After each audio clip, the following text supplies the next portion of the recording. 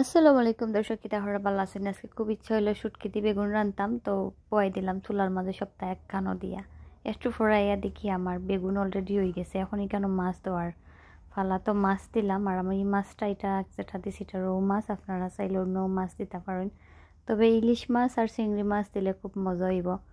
আর বাজারও ইলিশ মাছের যে দাম বাবা, এটা খয়া লাভ নাই। তারপর চিন্তা করছি খালকে গিয়া ইলিশ মাছ কিনিয়া লই আইমু। ফোন করে জিজ্ঞেসলাম, মাসাল্লা চাচা মাছের দাম কত?